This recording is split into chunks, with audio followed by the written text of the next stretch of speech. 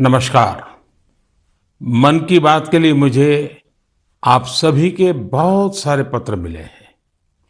Social media और नमो app पर भी बहुत से संदेश मिले हैं। मैं इसके लिए आपका बहुत आभारी हूँ।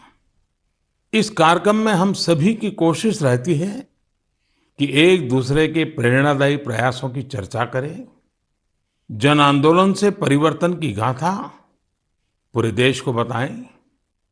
इसी कड़ी में मैं आज आपसे देश के एक ऐसे जन आंदोलन की चर्चा करना चाहता हूं जिसका देश के हर नागरिक के जीवन में बहुत महत्व है।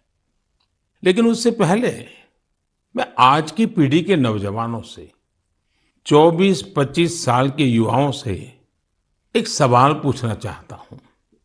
और सवाल बहुत गंभीर है और मेरे सवाल पर जरूर सोचिए।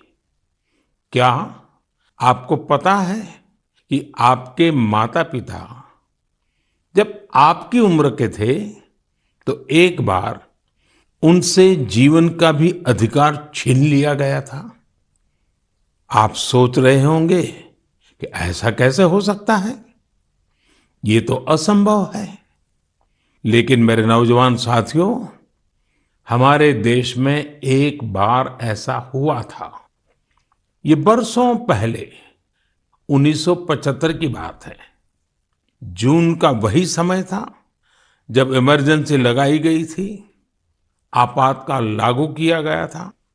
उसमें देश के नागरिकों से सारे अधिकार छीन लिए गए थे। उसमें से एक अधिकार संविधान के आर्टिकल 21 के तहत सभी भारतीयों को मिला, right to life and personal liberty भी था। उस समय भारत के लोकतंत्र को कुचल देने का प्रयास किया गया था। देश की अदालतें, हर संवैधानिक संस्था, प्रेस, सब पर नियंत्रण लगा दिया गया था। सेंसरशिप की ये हालत थी कि बिना स्वीकृति कुछ भी छापा नहीं जा सकता था। मुझे याद है, तब मशहूर गायक किशोर कुमार जी ने सरकार की वाहवाही करने से इनकार किया तो उन पर बैन लगा दिया गया। रेडियो पर से उनकी एंट्री ही हटा दी गई। लेकिन बहुत कोशिशों, हजारों गिरफ्तारियों और लाखों लोगों पर अत्याचार के बाद भी भारत के लोगों का लोकतंत्र से विश्वास डिगा नहीं, रत्ती भर नहीं डिगा। भारत के हम लोगों में सदियों से जो लोकतंत्र के संस्कार चले आ रहे हैं, जो लोकतांत्रिक भावना हमारी रग रग में है, आखिरकार जीत उसी की हुई। भारत के लोगों ने लोकतांत्रिक तरीके से ही इमरजेंसी को हटाकर वापस लोकतंत्र की स्थापना की। तानाशाही की मानसिकता को, तानाशाही वृत्ति प्रवृत्ति को लोकतांत्रिक तरीके से पराजित करने का ऐसा उदाहरण पूरी दुनिया में मिलना मुश्किल है। इमरजेंसी के दौरान देशवासियों के संघर्ष का, गवाह रहने का, साझेदार रहने का सौभाग्य मुझे भी मिला था, लोकतंत्र के एक सैनिक के रूप में। आज जब देश अपनी आजादी के 75 वर्ष का पर्व मना रहा है, अमृत महोत्सव मना रहा है, तो आपातकाल के उस भयावह दौर को भी हमें कभी भी भूलना नहीं चाहिए। आने वाली पीढ़ियों को भी भूलना नहीं चाहिए। अमृत महोत्सव सैकड़ों वर्षों की गुलामी से मुक्ति की विजय गाथा ही नहीं, बल्कि आजादी के बाद के 75 वर्षों की यात्रा भी समेटे हुए हैं। इतिहास के हर अहम पड़ाव से सीखते हुए ही हम आगे बढ़ते हैं। मेरे प्यारे देशवासियों, हम में से शायद ही कोई ऐसा हो जिसने अपने जीवन में आकाश से जुड़ी कल्पनाएं न की हो। बचपन में हर किसी को आकाश के चांद तारे उनकी कहानियां आकर्षित करती हैं। युवाओं के लिए आकाश छूना सपनों को साकार करने का पर्याय होता है। आज हमारा भारत जब इतने सारे क्षेत्रों में सफलता का आकाश छू रहा है, तो आकाश या अंतरिक्ष इससे अछूता कैसे रह सकता है। बीते कुछ समय में हमारे देश में स्पेस सेक्टर से जुड़े कई बड़े काम हुए हैं। देश की इन्हीं उपलब्धियों में से एक है इन स्पेस नाम की एजेंसी का निर्माण। एक ऐसी एजेंसी जो स्पेस सेक्टर में भारत के प्राइवेट सेक्टर के लिए नए अवसरों को प्रमोट कर रही है। इस शुरुआत ने हमारे देश के युवाओं को विशेष रूप से आकर्षित किया है। मुझे बहुत से नौजवानों के इससे जुड़े संदेश भी मिले हैं। कुछ दिन पहले जब मैं InSpace के हेडक्वार्टर के लोकार्पण के लिए गया था, तो मैंने कई युवा स्टार्टअप्स के आइडियाज और उत्साह को देखा। मैंने उनसे काफी देर तक बातचीत भी की। आप भी जब इनके बारे में जानेंगे तो हैरान हुए बिना नहीं रह पाएंगे। जैसे कि स्पेस स्टार्टअप्स की संख्या और स्पीड को ही ले लीजिए। आज से कुछ साल पहले तक हमारे देश में स्पेस सेक्टर में स्टार्टअप के बारे में कोई सोचता तक नहीं था। आज इनकी संख्या 100 से भी ज्यादा है। ये सभी स्टार्टअप्स ऐसे ऐसे आइडिया पर काम कर रहे हैं जिनके बारे में पहले या तो सोचा ही नहीं जाता था या फिर प्राइवेट सेक्टर के लिए असंभव माना जाता था। उदाहरण के लिए चेन्नई और हैदराबाद के 2 स्टार्टअप्स हैं, अग्निकुल और स्काईरूट।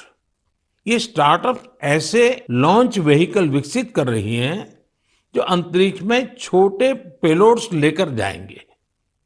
इससे स्पेस लॉन्चिंग की कीमत बहुत कम होने का अनुमान है। ऐसे ही हैदराबाद का एक और स्टार्टअप ध्रुव स्पेस सैटेलाइट डिप्लॉयर और सैटेलाइट के लिए हाई टेक्नोलॉजी सोलर पैनल्स पर काम कर रहा है। मैं एक और स्पेस स्टार्टअप दिगंतरा के तनवीर अहमद से भी मिला था, जो स्पेस के कचरे को मैप करने का प्रयास कर रहे हैं। मैंने उन्हें एक चैलेंज भी दिया है कि वो ऐसी टेक्नोलॉजी पर काम करें जिससे स्पेस के कचरे का समाधान निकाला जा सके। दिगंतरा और ध्रुव स्पेस दोनों ही 30 जून को इसरो के लॉन्च व्हीकल से अपना पहला लॉन्च करने जा रहे हैं। इसी तरह बेंगलुरु के एक स्पेस स्टार्टअप एस्ट्रोम की फाउंडर नेहा भी एक कमाल के आइडिया पर काम कर रही है।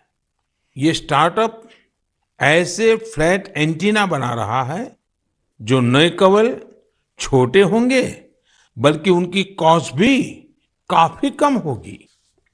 इस टेक्नोलॉजी की डिमांड पूरी दुनिया में हो सकती है। साथियों, इन स्पेस के कार्यक्रम में मैं महसाणा की स्कूल स्टूडेंट बेटी तन्वी पटेल से भी मिला था। वो एक बहुत ही छोटी सैटेलाइट पर काम कर रही है जो अगले कुछ महीनों में स्पेस में लॉन्च होने जा रही है। तन्वी ने मुझे गुजराती में बड़ी सरलता से अपने काम के बारे में बताया था। तन्वी की तरह ही देश के करीब 750 स्कूल स्टूडेंट्स अमृत महोत्सव में ऐसे ही 75 सैटेलाइट पर काम कर रहे हैं। और भी खुशी की बात है कि इनमें से ज्यादातर स्टूडेंट्स देश के छोटे शहरों से हैं। साथियों, ये वही युवा हैं जिनके मन में आज से कुछ साल पहले स्पेस सेक्टर की छवि किसी सीक्रेट मिशन जैसी होती थी, लेकिन देश ने स्पेस रिफॉर्म्स किए और वही युवा अब अपनी सैटेलाइट लॉन्च कर रहे हैं। जब देश का युवा आकाश छूने को तैयार है, तो फिर हमारा देश कैसे पीछे रह सकता है?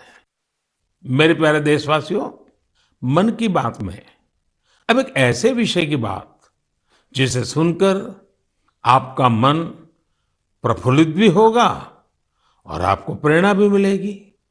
बीते दिनों हमारे ओलंपिक गोल्ड मेडल विजेता नीरज चोपड़ा फिर से सुर्खियों में छाए रहे।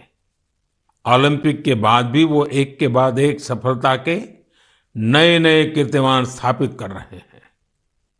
फिनलैंड में नीरज ने पावो नुर्मी गेम्स में सिल्वर जीता। यही नहीं, उन्होंने अपने ही जेवलिन थ्रो के रिकॉर्ड को भी तोड़ दिया। कुओर्टोन गेम्स में नीरज ने एक बार फिर गोल्ड जीतकर देश का गौरव बढ़ाया। ये गोल्ड उन्होंने ऐसे हालातों में जीता जब वहां का मौसम भी बहुत खराब था। यही हौसला आज के युवा की पहचान है। स्टार्टअप से लेकर स्पोर्ट्स वर्ल्ड तक भारत के युवा नए नए रिकॉर्ड बना रहे हैं। अभी हाल में ही आयोजित हुए खेलो इंडिया यूथ गेम्स में भी हमारे खिलाड़ियों ने कई रिकॉर्ड बनाए। आपको जानकर अच्छा लगेगा कि इन खेलों में कुल 12 रिकॉर्ड टूटे हैं। इतना ही नहीं, 11 रिकॉर्ड्स महिला खिलाड़ियों के नाम दर्ज हुए हैं। मणिपुर की एम मार्टिना देवी ने वेट लिफ्टिंग में 8 रिकॉर्ड्स बनाए हैं। इसी तरह संजना, सोनाक्षी और भावना ने भी अलग अलग रिकॉर्ड्स बनाए हैं। अपनी मेहनत से इन खिलाड़ियों ने बता दिया है कि आने वाले समय में अंतर्राष्ट्रीय खेलों में भारत की साख कितनी बढ़ने वाली है। मैं इन सभी खिलाड़ियों को बधाई भी देता हूं और भविष्य के लिए शुभकामनाएं भी देता हूं। साथियों, खेलो इंडिया यूथ गेम्स की एक और खास बात रही है। इस बार भी कई ऐसी प्रतिभाएं उभर कर सामने आई हैं जो बहुत साधारण परिवारों से हैं। इन खिलाड़ियों ने अपने जीवन में काफी संघर्ष किया और सफलता के इस मुकाम तक पहुंचे हैं। इनकी इस सफलता में इनके परिवार और माता पिता की भी बड़ी भूमिका है। 70 किलोमीटर साइकिलिंग में गोल्ड जीतने वाले श्रीनगर के आदिल अल्ताफ के पिता टेलरिंग का काम करते हैं, लेकिन उन्होंने अपने बेटे के सपनों को पूरा करने के लिए कोई कोर कसर नहीं छोड़ी। आज आदिल ने अपने पिता और पूरे जम्मू कश्मीर का सिर गर्व से ऊंचा किया है। वेट लिफ्टिंग में गोल्ड जीतने वाले चेन्नई के एल धनुष के पिता भी एक साधारण कारपेंटर है। सांगली की बेटी काजोल सरगार, उनके पिता चाय बेचने का काम करते हैं।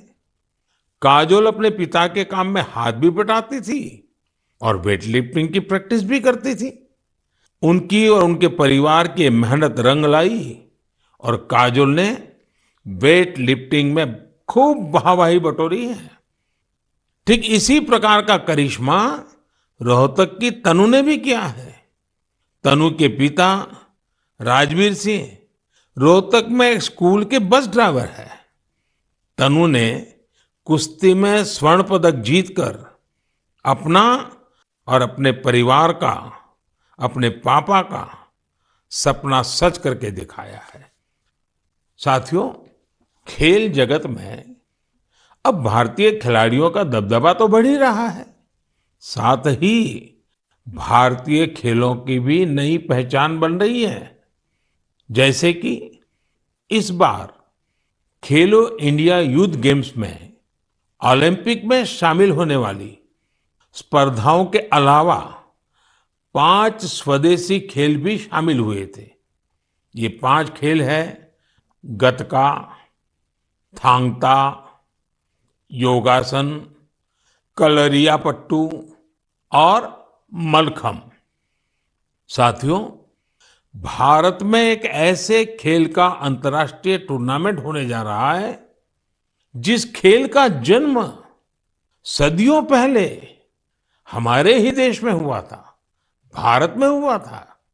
ये आयोजन है 28 जुलाई से शुरू हो रहे शतरंज ओलंपियाड का।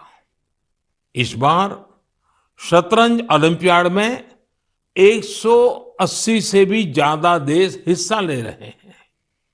खेल और फिटनेस की हमारी आज की चर्चा एक और नाम के बिना पूरी नहीं हो सकती।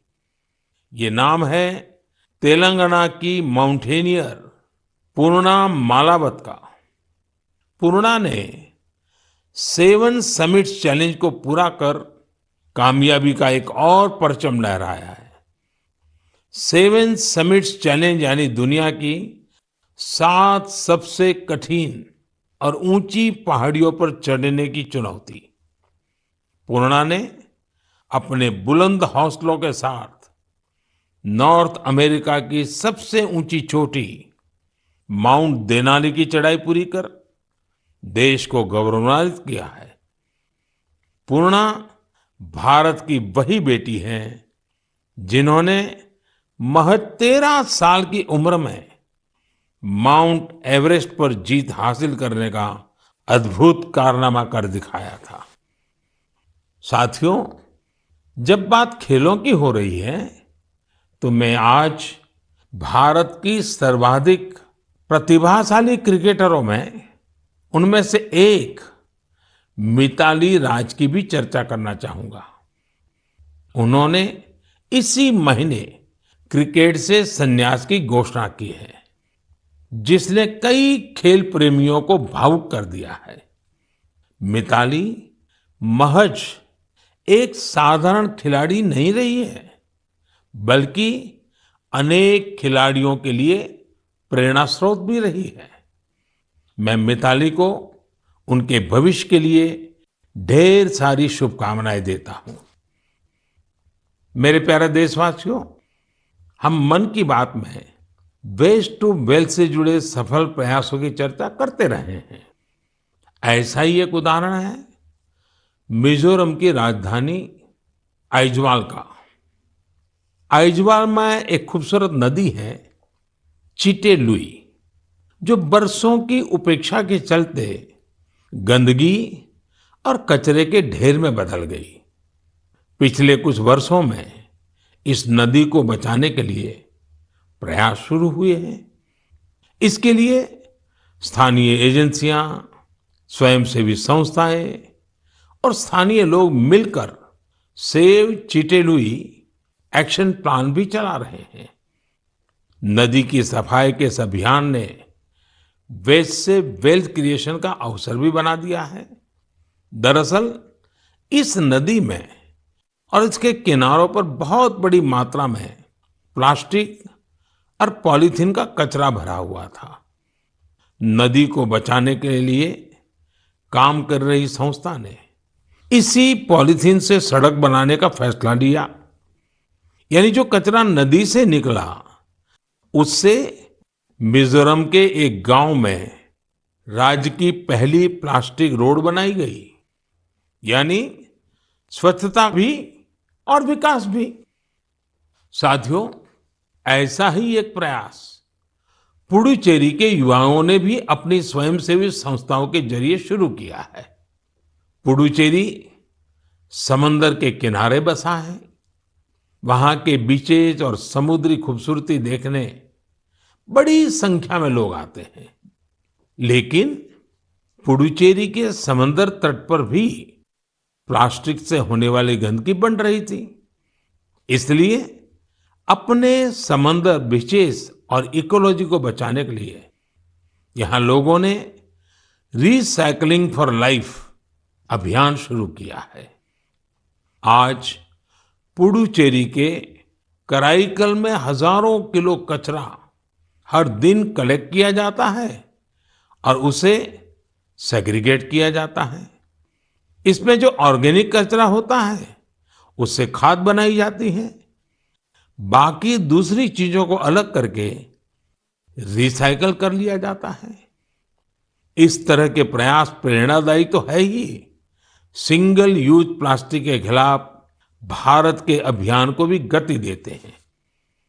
साथियों, इस समय जब मैं आपसे बात कर रहा हूं, तो हिमाचल प्रदेश में एक अनोखी साइकिलिंग रैली भी चल रही है।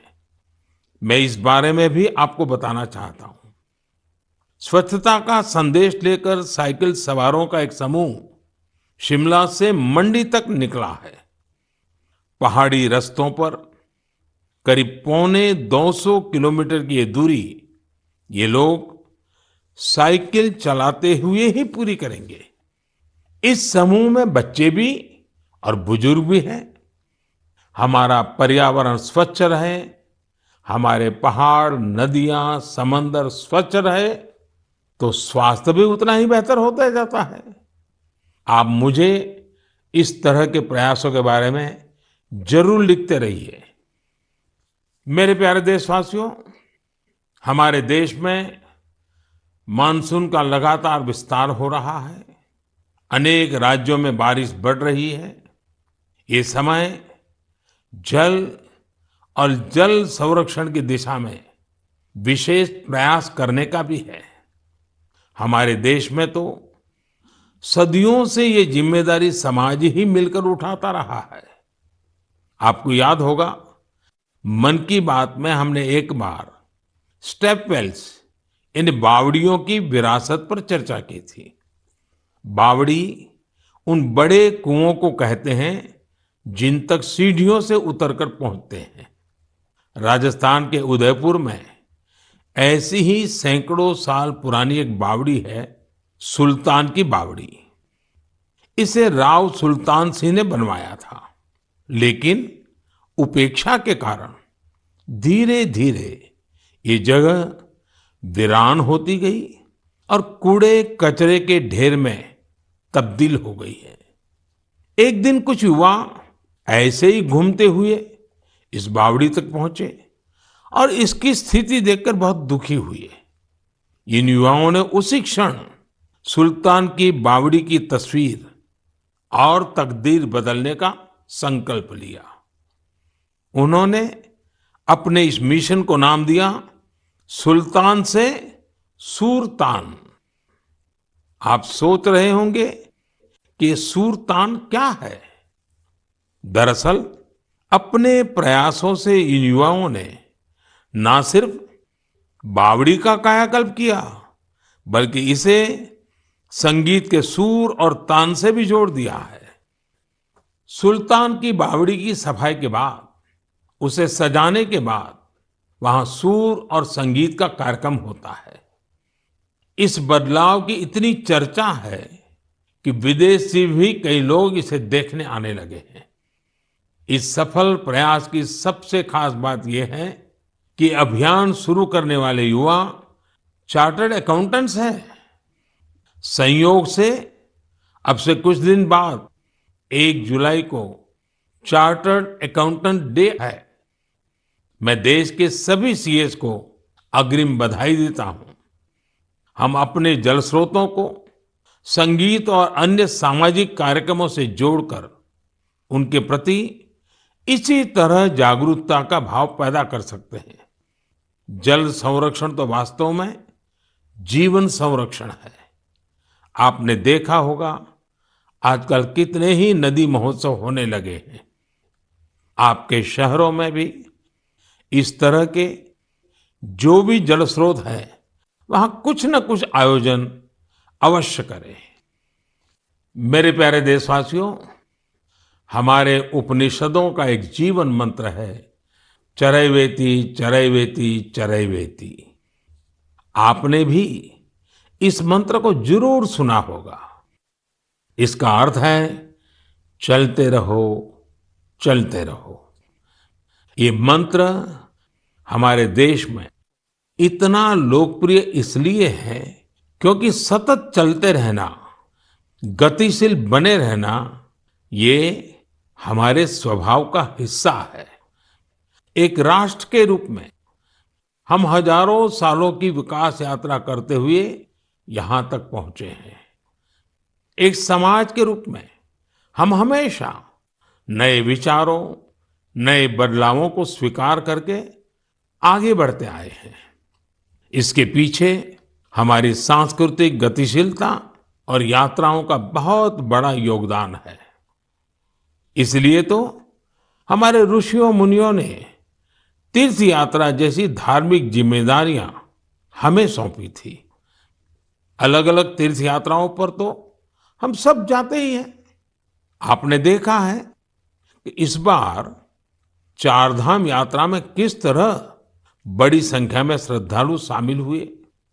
हमारे देश में समय समय पर अलग अलग देव यात्राएं भी निकलती हैं। देव यात्राएं यानी जिसमें केवल श्रद्धालु ही नहीं बल्कि हमारे भगवान भी यात्रा पर निकलते हैं। अभी कुछ ही दिनों में 1 जुलाई से भगवान जगन्नाथ की प्रसिद्ध यात्रा शुरू होने जा रही है। ओडिशा में पुरी की यात्रा से तो हर देशवासी परिचित है।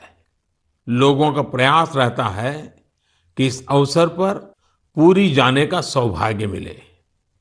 दूसरे राज्यों में भी जगन्नाथ यात्रा खूब धूमधाम से निकाली जाती है। भगवान जगन्नाथ यात्रा आषाढ़ महीने की द्वितीया से शुरू होती है। हमारे ग्रंथों में आषाढ़स्य द्वितीय दिवसे रथ यात्रा इस तरह संस्कृत श्लोकों में वर्णन मिलता है।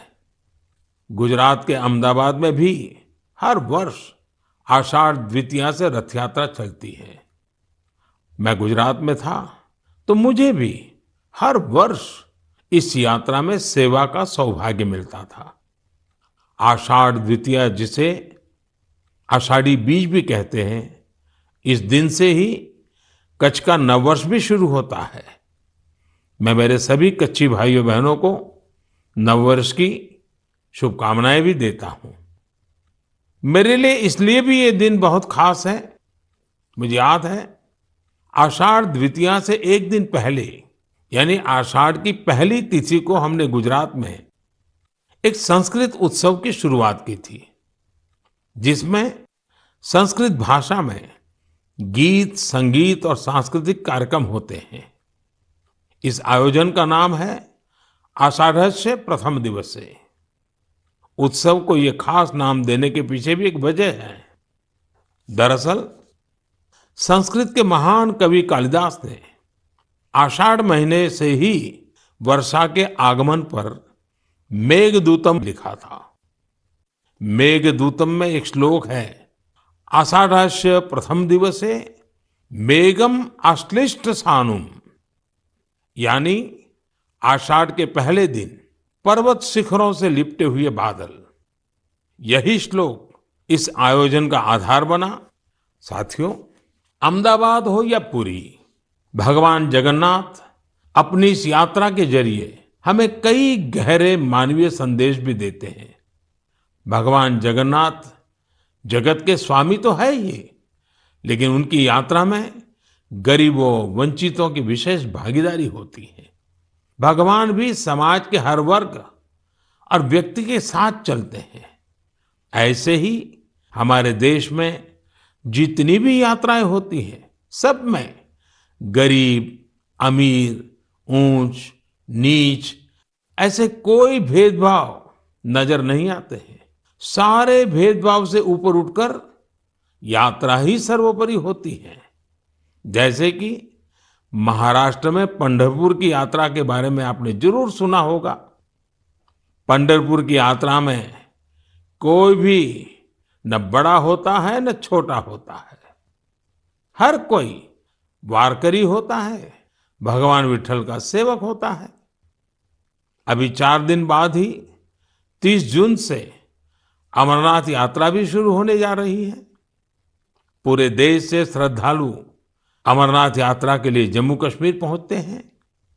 जम्मू कश्मीर के स्थानीय लोग उतनी ही श्रद्धा से इस यात्रा की जिम्मेदारी उठाते हैं और तीर्थयात्रियों का सहयोग करते हैं।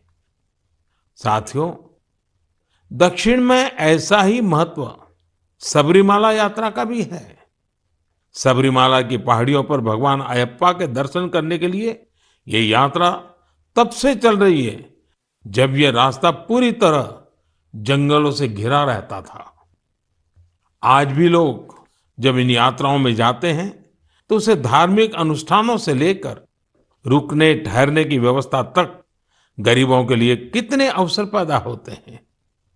यानी ये यात्राएं प्रत्यक्ष रूप से हमें गरीबों की सेवा का अवसर देती हैं और गरीब के लिए उतनी ही हितकारी होती हैं। इसलिए तो देश भी अब आध्यात्मिक यात्राओं में श्रद्धालुओं के लिए सुविधाएं बढ़ाने के लिए इतने सारे प्रयास कर रहा है। आप भी ऐसी किसी यात्रा पर जाएंगे तो आपको अध्यात्म के साथ साथ एक भारत श्रेष्ठ भारत के भी दर्शन होंगे। मेरे प्यारे देशवासियों, हमेशा की तरह इस बार भी मन की बात के जरिए आप सभी से जुड़ने का ये अनुभव बहुत ही सुखद रहा। हमने देशवासियों की सफलताओं और उपलब्धियों की चर्चा की। इस सब के बीच हमें कोरोना के खिलाफ सावधानी को भी ध्यान रखना है। हालांकि संतोष की बात है कि आज देश के पास वैक्सीन का व्यापक सुरक्षा कवच मौजूद है। हम 200 करोड़ वैक्सीन डोज के करीब पहुंच गए हैं। देश में तेजी से प्रिकॉशन डोज भी लगाई जा रही है। अगर आपकी सेकंड डोज के बाद प्रिकॉशन डोज का समय हो गया है तो आप ये तीसरा डोज जरूर लें। अपने परिवार के लोगों को, खासकर बुजुर्गों को भी प्रिकॉशन डोज लगवाएं। हमें हाथों की सफाई और मास्क जैसी जरूरी सावधानी भी बरतनी ही है।